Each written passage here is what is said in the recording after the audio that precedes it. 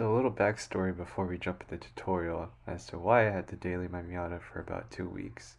After washing it, of course, it rained really hard, and driving it through this code, knock sensor 2 circuit low input, P0332. Looking it up though, found that it actually refers to a Subaru TSB. The knock sensor had to be replaced because it's a little faulty. There's some design issues with it.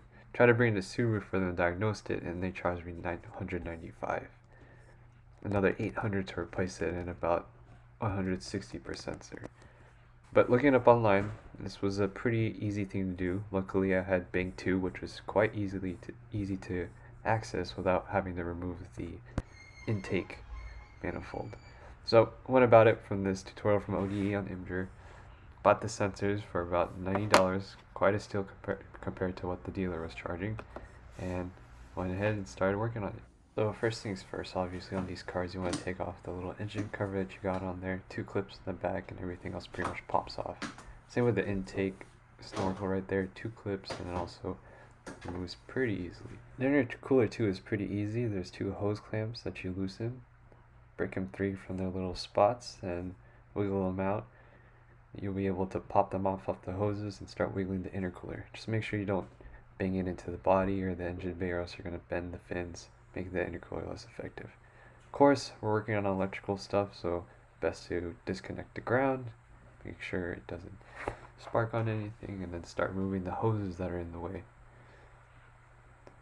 The throttle body itself can be removed using 4 10mm bolts, if I remember correctly.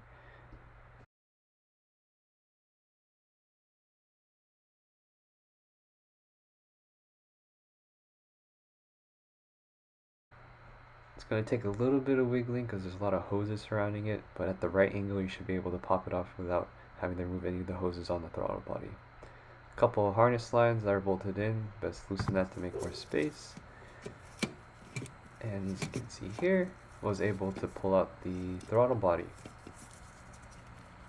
Quite nasty actually. It's a good opportunity to clean that off if you have some cleaning fluid. Right there I just pointed to where the sensor was.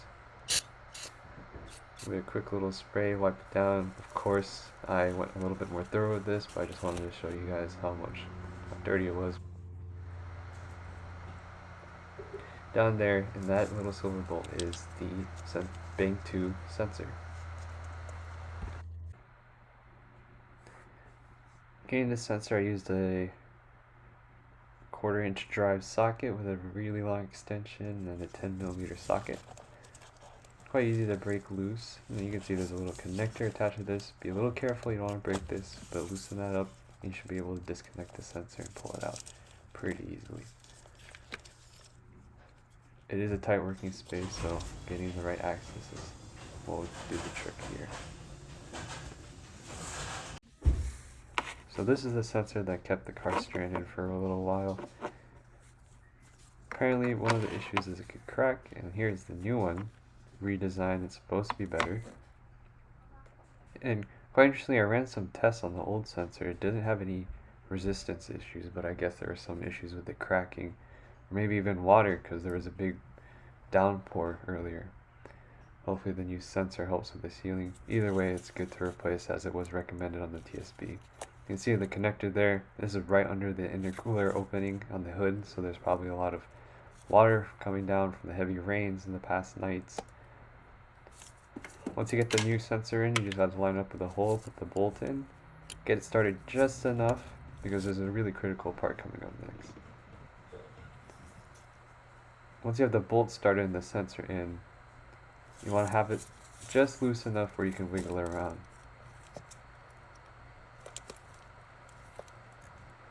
Because in the guide, they tell you the angle of the sensor matters. Obviously it's a tight space, so I couldn't get the protractor in there, so I took a picture from above the sensor with the red lines aligned with the direction of the sensor and the blue lines referring to the forward and aft part of the car. And taking a rough measurement with the little photo tool, I got it 52 degrees, which is within spec of what was requested in the manual, which if you remember said 47 to 62 degrees. and I tightened the bolt just enough so to hold its position, and then I began torquing it with the recommended torque spec of 17.7 foot-pounds, or 20 Newton meters for our metric friends. And as cheesy as it always is with all these tutorial videos, installation is basically the opposite of removal.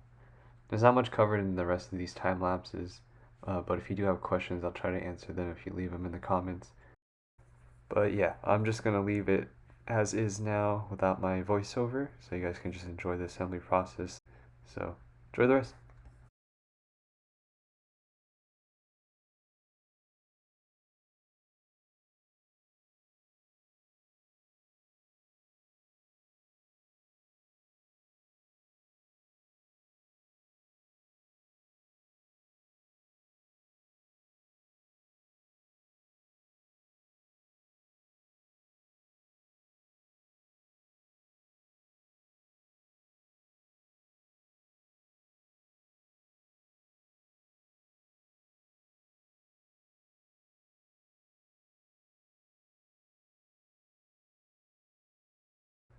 I was still kind of perplexed how the original sensor was still within spec when I checked the resistance, but either way, I think it was a good preventative maintenance to replace it, especially if there's a TSB on it anyways.